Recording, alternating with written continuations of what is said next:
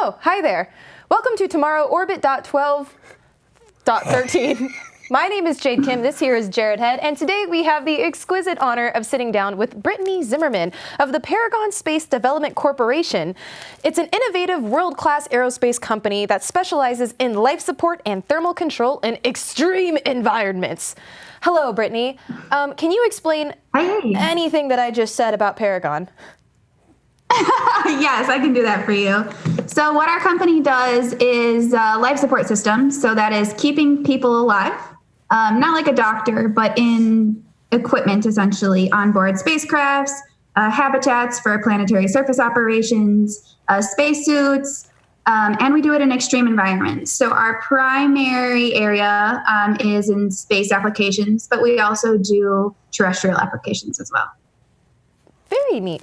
So can you explain a little bit more about the aspect of life support? So like you said, not like a doctor, but in that basically just having people survive. So can you explain a little bit about what goes into that? Yeah, for sure. There are a lot of portions that go into keeping people alive in space. So one of the things that we specialize in is water reclamation, because water is obviously an important substance to have during any mission for life. We do air revitalization, we do radiation protection, we do thermal control systems. So basically, if you think about a mission going out into space that would only utilize robotics, that is not something we probably specialize in. As soon as you add human exploration into any of your missions, that's kind of where we come in. So it's temperature control, nutrients, water, air, making sure that pressure control is correct. We do humidity condensate, so making sure that the correct amount of moisture is in the air and not condensing on any of your instrumentation. It's we do radiators, for example, as well. So we have a lot of stuff going on. Very cool. So then, with what you guys have developed thus far, what kind of applications can be made in terms of, I guess what I'm asking is, how extreme of an environment can these systems acclimate to? Some pretty extreme, obviously space is not made for human life to exist easily. So we can operate in vacuum. We do a lot of stuff terrestrially as well. So we do dive suits, so high pressure applications as well as vacuum applications. We do some stuff for the mining industry. In the past, we've done that. So I can't think of many environments in which we wouldn't be able to operate. Maybe high acidity environments. I don't think we've jumped into that. But other than that, I think we've done it all. Very cool. And Brittany, I'm sure you guys work in things like vacuum and high and low temperatures and other things like that. And Wicked is asking in our chat room, does your work include MMOD shields, which is micrometeoroid shields? Keeping yourself free of extra holes seems like a fairly important part of keeping someone alive in space, which is a pretty good point that they bring up. Yeah, certainly. So MMOD is something that we take into consideration, but we don't necessarily make shields for it. So the structural component of a spacecraft is usually designed by another company.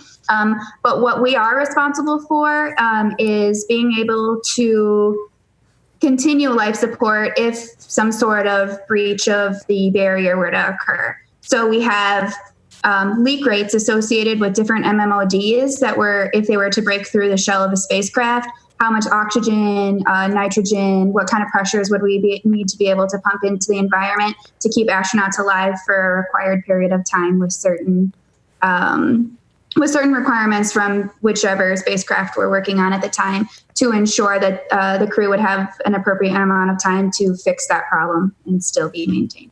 Got it. And kind of going off of that, a question I had as well as Travis Neal from the chat asked, didn't Paragon do the life support assessment for Mars 1 or did they refute it?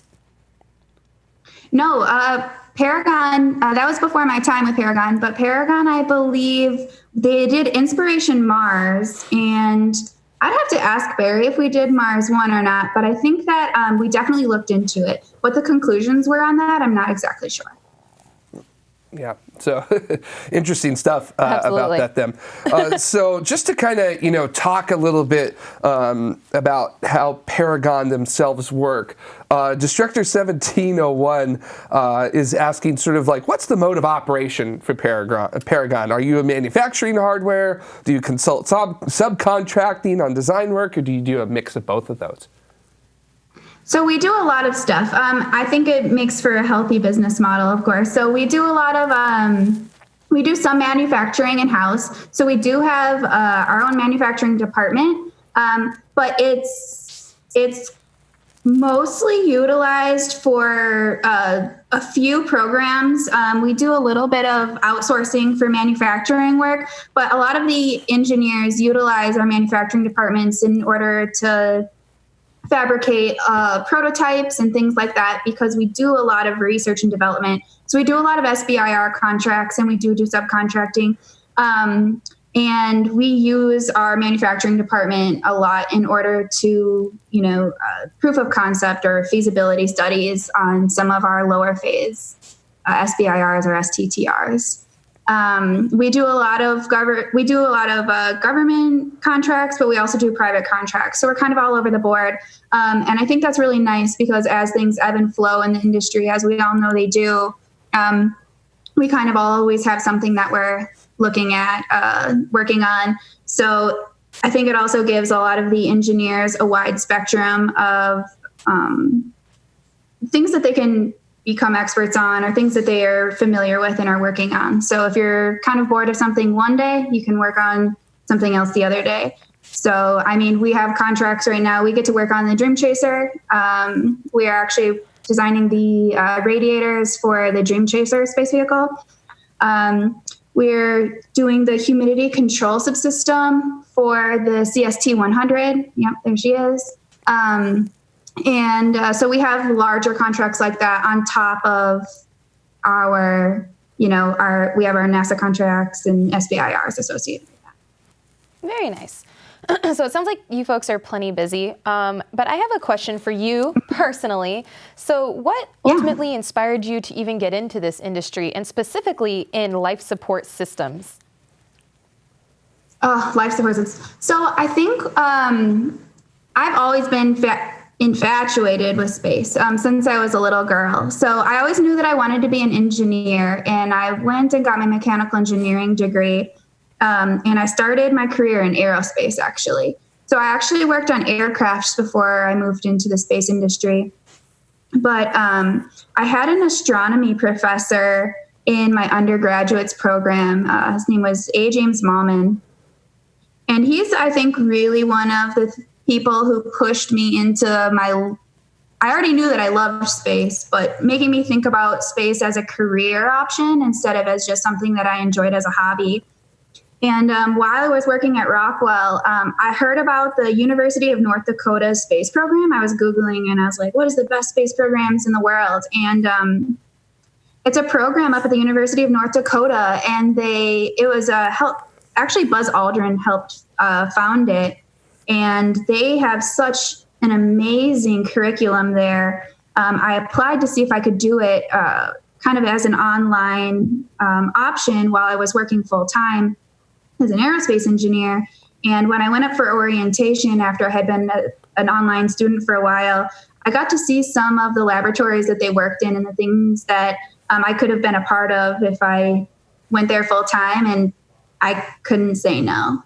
So I got the choice essentially of different programs or projects that I wanted to work on. And I just fell in love with life support, specifically bioregenerative physical chemical hybrid life support systems. So that's utilizing living organisms, higher plants, algae, bacteria, and things of that nature in order to provide life support in extreme environments. So I got to help develop the greenhouse module for the inflatable lunar Martian habitat. It's a NASA-funded program at the University of North Dakota. The same habitat that I actually got to do my first analog mission in. So I guess that was kind of my introduction into analog missions as well. And there's something that just makes you want to get up in the morning and go to work. and when I was an aerospace engineer and I worked on aircrafts, it was interesting, don't get me wrong. But I mean, I would have mornings where I'd hit the alarm button 4 or 5 times before I'd get up. Now it's not like that anymore. Now I dream about my job. I think about it in the shower. I think about it all the time. It's a new sense of fulfillment that I am really excited to have in my life. And that is so fascinating because it really does say something when, you can literally spring out of bed and, as you said, feel fulfilled. What aspect of it makes you feel fulfilled? I mean, is it the fact that you're developing things that are going to further humanity's reach in space, which is a huge thing unto itself, but can you kind of dive more into that, like what that passion is? Yeah, for sure. I think one of the issues that I've had in a lot of my previous roles internally was that I get bored doing the same thing over and over again. So in this specific role, you're not only working on programs that get to keep astronauts alive in space, you're adding to our scientific discovery as a race, as a human race. You get to continually learn, and education is just fundamentally part of me. Like, I love learning new things. I love bettering my understanding of the things around me and how everything around us is and why, and how we can develop more knowledge about these things, because I think the more that I learn, the more I realize I don't know anything. Isn't that the problem with education? With every answer you get 30 more questions. And then on top of that, I have such a great crew of people that I work with. So that is also just a major bonus. We have a pretty small group. We're less than 50 people in our company, but the talent that is there is outstanding. And the passion for space is absolutely ingrained in every single person that I work with. So it doesn't feel like a chore, even when we're like working long hours, because you can feel the excitement, I think, between me and a lot of the other people that are in our company. And being able to do that. And then on top of that, working so many different programs at the same time and having your hand in, like, we're not providing small bits to the programs. Like, I really feel like everything that people have to contribute is a large contribution, and just having that satisfaction and that, that pride that goes with knowing that you did something. I remember my very first program was assigned to me. I looked at myself after taking my job and I was like, oh my God, I don't know if I can do that. Like, I'm going to be fired immediately. This is difficult. And I remember I picked up a bunch of my textbooks. I started learning. One of my coworkers, Thomas Kenyatta, he really helped me out and kind of pushed me in the direction, because it was a highly thermal and fluids problem. And I hadn't done thermal in a very long time, since I had been in college. So I had to write this mathematical model, and something else I had not ever really done. And the guidance and the sense of pride I had when I finished that, and it was a fully functioning model, to sit back and be like, holy macro, like, I just made this, and this can predict things that are going to happen in space. This is going to influence the way that we design our machinery here so that it functions correctly, both on our test floor down here and then once it's launched. I mean, that's a feeling that I don't know if I could get, socially or elsewhere. So it's special.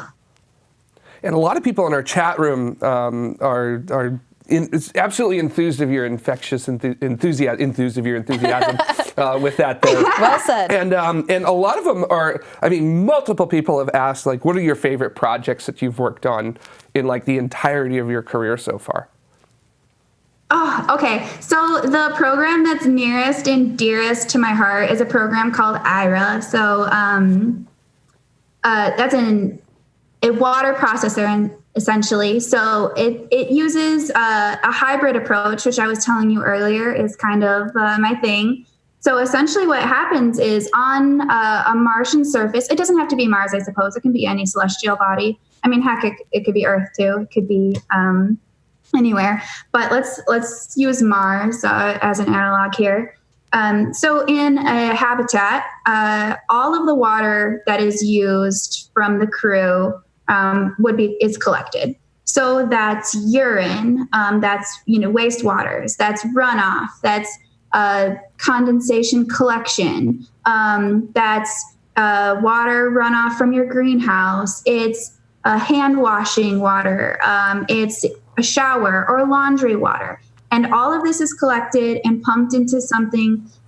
It's a bioreactor that's been developed by Texas Tech University, run by a man named Andrew Jackson, and he's our technical partner on this program.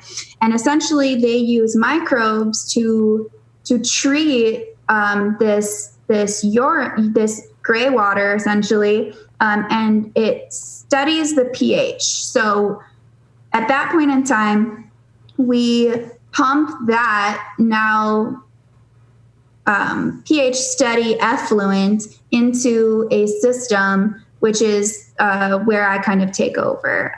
We have a team of about 2 or 3 people. And we have designed essentially a way to reclaim that water. So we use a distillation process and a few other things I'm not sure I'm allowed to talk about in order to regenerate that water into being potable. So we're essentially taking that water that would be discarded and making it drinkable again so that we can close the loop hopefully I want it to work on board microgravity conditions, but right now it's designed for gravity environments. So celestial body. Dare I ask, do you know what the efficiency of that system is? Is that something you can, or is that sort of the quiet things you can't talk about? Yeah, well, the efficiency, we're actually in phase 2 right now. So for anybody who doesn't know how the phases of development work, there's a phase 1 essentially, and that's more mathematical development. It's proof of concept sort of stuff, more paper studies, maybe small development testing. And then there's a down selection at that point as you move into phase 2. And at phase 2 is kind of fun because you get to make your prototypes. So you get to make these full functioning systems. They don't necessarily have to be flight hardware because you're doing ground-based testing on it. And you're just, you're doing, characterization of your system essentially, and you're learning about what your designs are capable of actually producing. So it's moving from that theoretical into that practical or actual testing phase. And it's a 2-year portion that we're in there. And then from there's a final down selection out of phase 2. And then phase 3 is typically the system that goes into like experimental space testing. So we are nearing the last probably quarter of our phase 2 effort. So we've gotten actually a full functioning system up and running. And we were doing standalone testing here for a while. And the fun thing about that is there's specific funding that is available to phase 2. So you're not allowed to spend more than a certain amount of money. So the way that you would actually design it in space is slightly different because you're going to take into consideration things like efficiency, especially thermal and electrical efficiency. You're going to take that into account much more in final fabrication or design. So we kind of take a garage approach for some of those things that aren't necessary for full functionality. So it's hard to say right now exactly what the efficiency of the system would be, but it's pretty impressive the way that it is, even though it's not in flight condition yet. And, in life support, you obviously have to deal with things like scrubbing carbon dioxide, or in this case, like you're working on reclaiming water. What are some things that in learning and developing life support systems, or just anything in what you've developed, that really surprised you? Like you were completely not expecting this to become an issue, and that is something that's kind of blew you away that you had to consider that? I think that one of the coolest things in my education was learning about how space truly affects the human body, and also just the I think maybe the thing that I find most interesting is hypoxia, actually, if we're going to be honest. And that would be the body's reaction to having a lack of oxygen. And they've done a ton of testing on this, and it's super interesting. I mean, it's something that even after I've finished my education on and I've learned about, it's something I still like to do some research on my own, because I just find it so incredibly curious. So hypoxia is something that a lot of high altitude pilots also face. But essentially the pressure inside of your cabin typically stays the same, so you don't feel a difference in physical pressure, but the partial pressure of oxygen, meaning the amount of oxygen in that same volume, is less. So you could have maybe more nitrogen or more something else, but it's not something that your body's actually utilizing, right? Because nitrogen's kind of a dead gas to us. So as that partial pressure of oxygen decreases and you're breathing in and consuming less oxygen, your body starts to do some pretty amazing and crazy things. So there are a couple of chambers throughout the United States in which some of the military pilots are trained for high altitude considerations, and a lot of astronauts are also trained to recognize their own signs of hypoxia, because they're very different for each person. But essentially, they've had a lot of demonstrations in which you'll have an astronaut or a pilot sitting there, and they'll have their mask off, and you can't really recognize yourself when you're beginning to become hypoxic. And one of the major side effects of hypoxia is actually euphoria. So it's something that most people, once they begin experiencing hypoxia, which is a lack of oxygen to your brain sort of starts functioning. In fact, I was lucky enough to be able to do some of the hypoxia training myself when I was up at the University of North Dakota. And a lot of very interesting things happen. You're very sure of yourself throughout the entire process of oxygen depletion, essentially. So people will say things to you like, what's 4 plus 4? And you're like, well, it's 8, you know?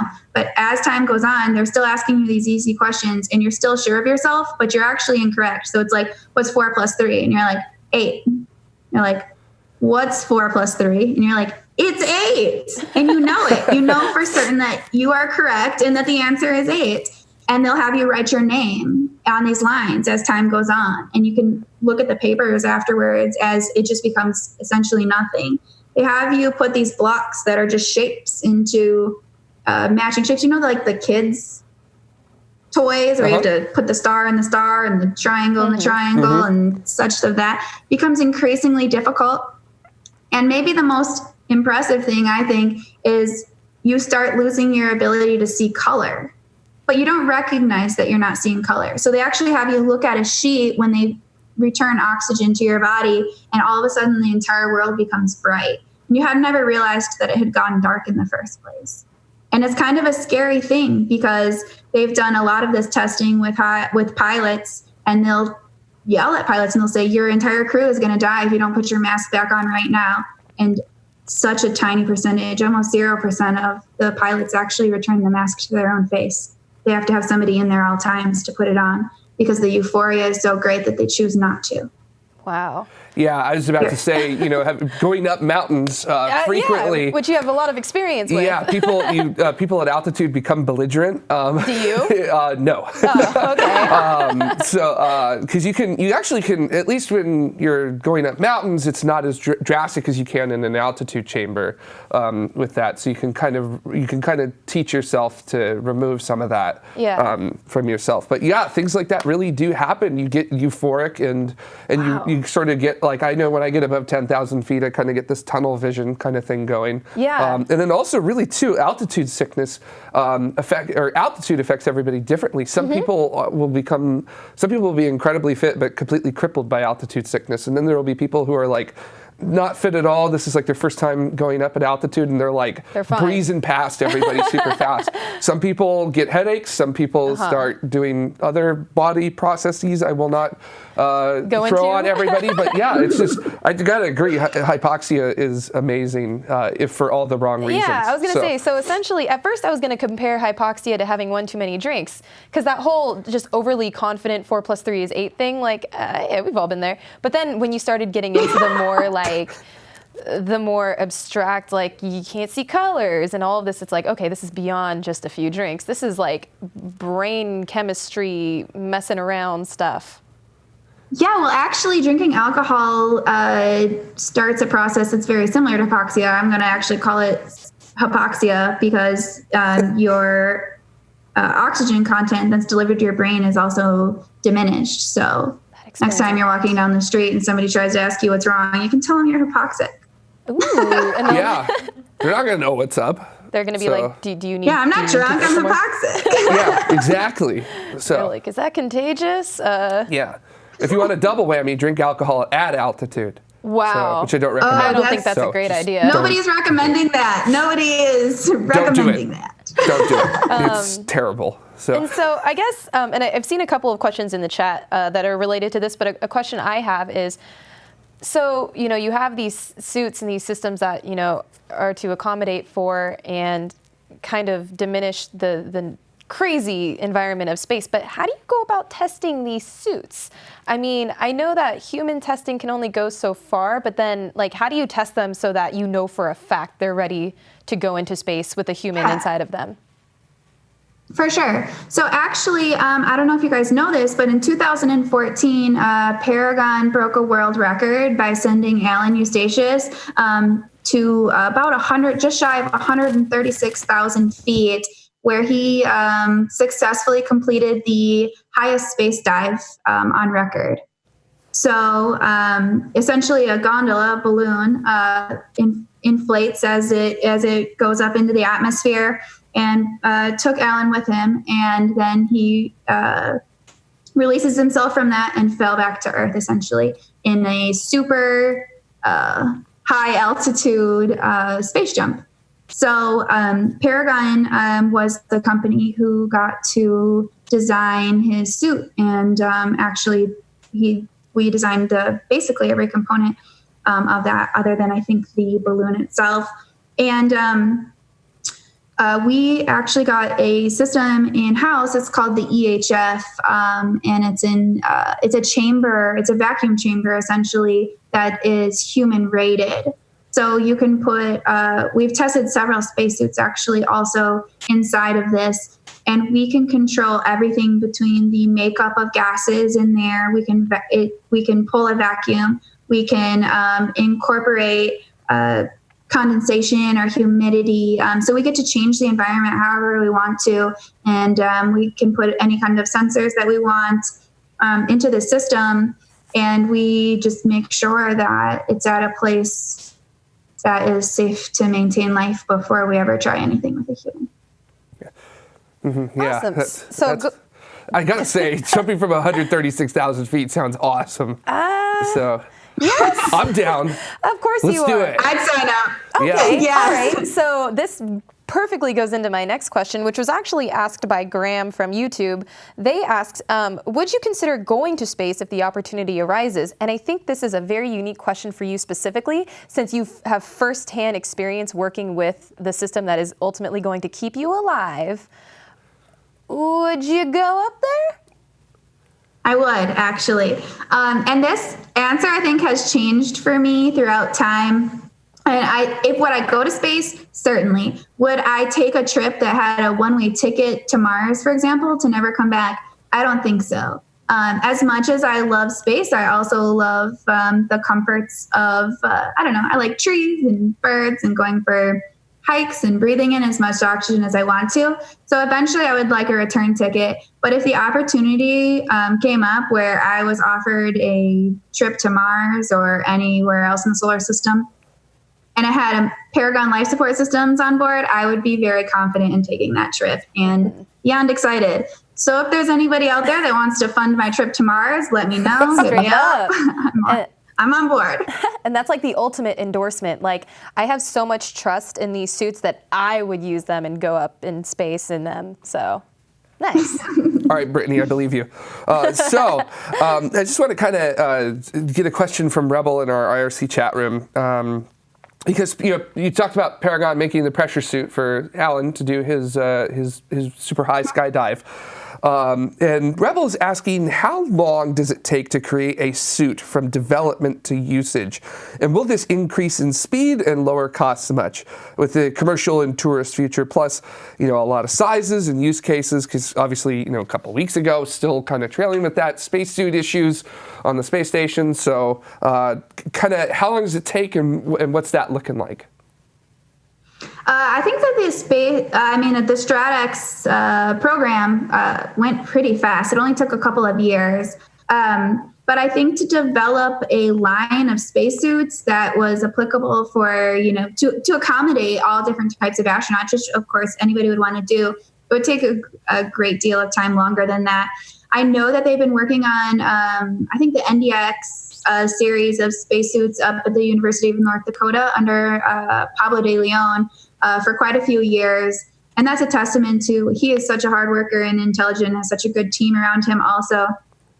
But it takes a lot of time to make sure these things are right. And in my opinion, it's something that you need to take the time to do because, public opinion plays into how much funding we get in our industry quite a bit. And they don't take well to you making a mistake once or twice. It's one of those industries where you succeed or, the first time around or you're out. When you have people's lives in your hands, it's not really something that you get to rush. It's not something that you get to take corners on. And of course you want to develop things as quickly as you can, but you also have to make sure that you're stopping and taking the time to check every single thing that needs to be checked. And you have somebody that you trust looking over your shoulder, and you're going through the correct phases of development with the correct people to make sure that these things are done in an appropriate manner because it matters. And so time-wise, I think it would depend. And I don't know if you guys know this, but the development of spacesuits, it's not like you get to design one spacesuit that is applicable for all applications. A lunar spacesuit is extremely different than a Martian spacesuit, which is extremely different from an intravehicle spacesuit, which is extremely different from a microgravity EVA suit. And a lot of that has to do with, yes, the environments and the pressurization of those environments, but also something I think a lot of people don't know is that the regolith on these different celestial bodies are incredibly different. So here we're used to our sand being very rounded because we have all of these natural processes, and we have this pressure that's on us, and we have our natural modes of essentially a rubbing down created by the pressures both undersea and the pressures that are put upon us by our just the atmosphere essentially. So these processes are lessened once you're on Mars, and then even further lessened when you're in somewhere like the lunar surface. So the lunar surface actually has regolith that is not rounded down at all. They're very sharp if you look at it under a microscope. And we've gotten a lot of regolith back from some of our earlier missions. You can see that it's essentially little daggers. So we had some issues in the first line of development of our spacesuits that actually went up to the moon because we were getting microabrasions and tears in our spacesuits from conditions that we weren't quite ready for. So it's not like you can make just a one suit fits all or a one suit goes on any mission sort of deal. So you kind of have to end up with, a lot of things or specifically develop suits for the conditions that you're trying to, use them in. Wow. Yeah. And it's quite a multitude of those two. And to kind of go with that, Karth Naren from our YouTube chat is asking, how effective is it to create a spacesuit from carbon fiber for multiplanetary environments? I guess kind of what are the materials that you have to use in order to make a spacesuit? Oh man, I'm not really that familiar with it. Most of my programs are in the life support systems for spacecraft applications and for habitation. But I don't know if I've ever seen a spacesuit made from carbon fiber. I would think that, we have a lot of issues. Essentially, you're always pressurizing and depressurizing spacesuits. I think that carbon fibers, especially, maybe a bit, they're not very flexible. So I think that would cause a lot of issues in the fabrication of a spacesuit. So durability, I think, is one of the things that we care a lot about. Like, you do have a lot of things that will rub up in high lifetime cycles, essentially, that'll be used for a spacesuit. So you're looking for durability. You're also looking for like breathability, right? We have lots of different layers. It's not like one material makes up a spacesuit. It's not like our clothes where we just weave one thing together. There are different layers of a spacesuit that perform different functions for the environments that we're planning to work on. And so I think that question would be better suited to specific layers of a spacesuit rather than just the material of a spacesuit. The spacesuit is made of lots of materials. Mm-hmm. I would hope so. I would hope it's not just like something that you can slap together and like go to space. And it's like, I can't imagine how immensely complex it is, and for good reason. And there's a really great question from Destructor1701 from YouTube. And this is kind of a look into the future. And they ask, does Paragon have a strategy in mind for serving the potential space boom over the next decade? I'm thinking end user spacesuits, plug and play life support for HABs, etc. Yeah, definitely. I think that we actually have a system that we've already designed that is super cool down in kind of like our museum. And essentially, we have already developed a kind of plug and play life support system, essentially. It houses a TCCA, a trace contaminant control assembly, which is responsible for taking out any particles that are in the environment. If there were to ever be a fire, it's a fire particle mitigation system. It works to pull humidity out of the cabin air. It does carbon dioxide scrubbing, so sort of your air revitalization. It has all of these components that are necessary essentially to maintain the cabin environment. And we originally designed it to be usable for 7 crew, and it's not a very big unit. They have these little dials too, where you can essentially dial in and out the function of each of these individual components of the life support system to hone in on how many crew members you have. So if you only have 4, you can kind of move the dial to 4, right? I mean, there's not a dial that says 4, but that's essentially the idea. And we have this entire unit that is capable of adapting to different crew sizes instead of continually redesigning the life support system every time that the mission plan changes and you have a different number of crew that is planned to, go on these, especially for long duration space flights.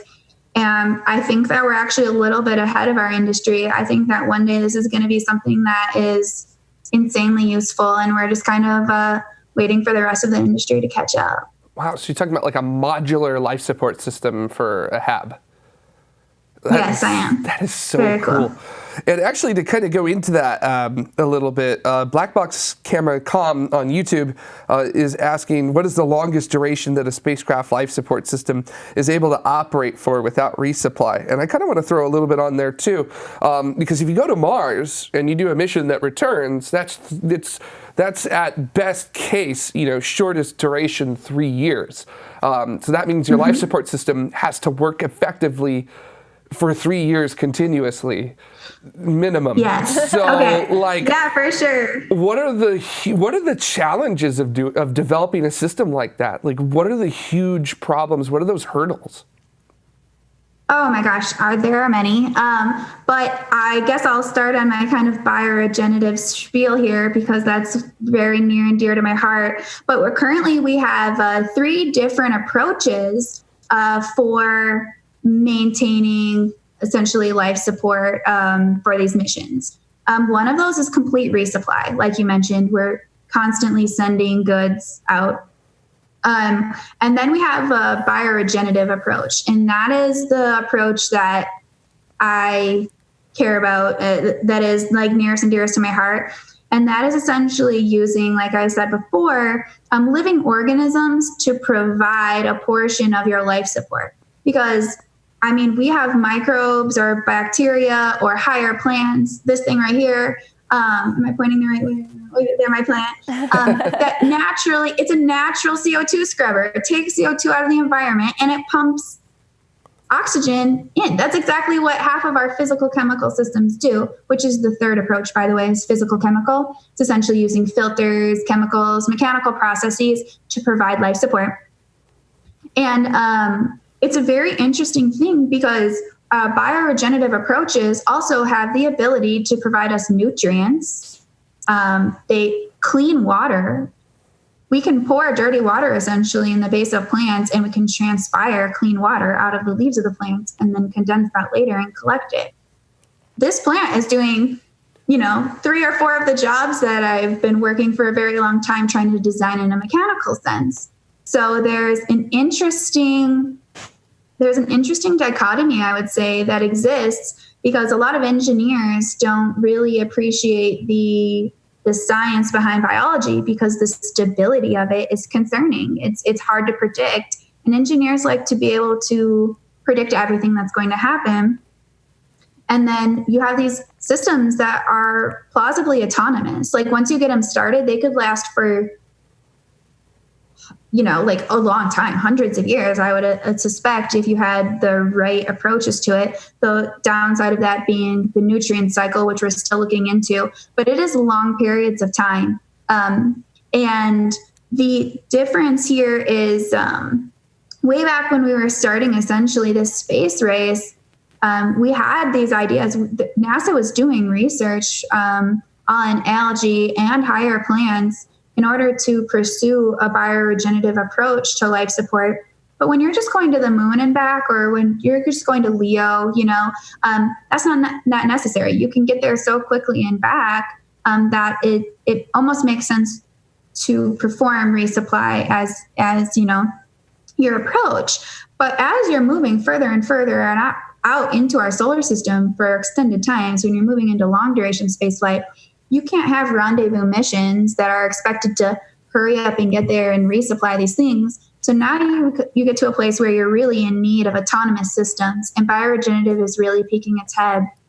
And the engineers are correct in saying that we do have some issues in stability. I mean, we don't exactly understand what could happen in radiation conditions that change the makeup of certain microbes that are in the soils or are internally to plants, and how that might change things. What if we have one certain thing that wipes out a bunch of our plants? We have ways of companion planting and doing things that ensure that is much less likely. I think that the real approach for future duration is a hybrid approach. So it's pairing bioregenerative approaches with physical chemical approaches. So it's kind of a buddy system.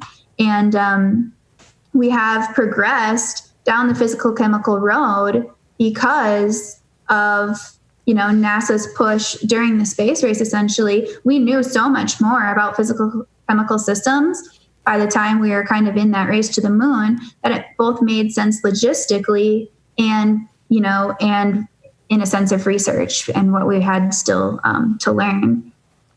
So how long can we support people? If we take bioregenerative physical chemical approaches, a long time.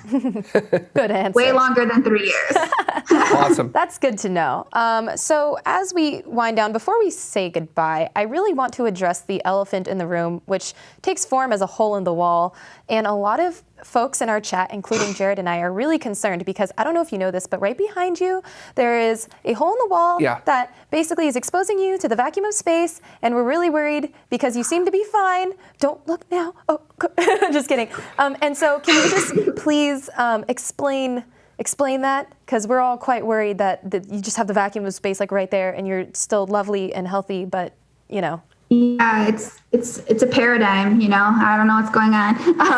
I'm really into space decor, and I'm also really into Doctor Who. So this kind of reminded me of kind of like the crack in the universe. Yes. The Time Lords are trying to bust through my wall. So I just like to surround myself in things that make me happy, and this is one of them. Nice. Well, it's spectacular, and it really does serve as kind of like the perfect backdrop for this entire interview. So thanks for kind of getting I think into anywhere in my house would. Oh, nice. Well, Brittany, thank you so much for talking with us today. We're really excited to see the evolution of life support systems, because that is basically what is going to enable humankind to progress further and further into space. So thank you for the work that you do, and thank you for inspiring so many others, whether you know it or not. So if our viewers would like to learn more, where can we send them? You can check out, I think Paragon has a Twitter account, at Paragon SDC. We'd love to answer any of your questions. Also, you can find me either on Facebook or on Instagram, and I would love to talk space. I can talk space all day long. If you have any questions, Brittany Zimmerman on both of them. On Instagram, I'm at astronaut.brittany.c. Wonderful. Well, thanks again. Thank you for joining us, and we hope you have a wonderful weekend. But before we say goodbye, we would like to give a very thoughtful acknowledgement to our citizens of tomorrow. These folks, all of them, they all essentially help make this show happen and give us meaning and purpose. As you can see, there are several names up there as we go on through the different echelons. All of these folks contribute a certain amount of money per month, and if you would like to become one, you can head on over to patreon.com/TMRO. Look at that beautiful, beautiful wall of text. And actually, my name's on there now. I am now a supporter of my own dreams. And also, you don't have to financially support us as well. You can head over to community.tmro.tv and actually, help us out in whatever ways that you can. Can you code? Can you do really cool graphic designs? Yeah. Can you subscribe to us? Can you like us? Can you ring the bell? Can you put it on your Facebook or whatever you got? So just share it around and show us to everybody that you Please. And if you can't make it rain monetarily, make it rain emotionally. Share us with your friends and family. Get the word out about space. Just be you. And on that note, thank you so much for joining us. This was Tomorrow Space Orbit 12.13, and we will see you folks next week. Goodbye.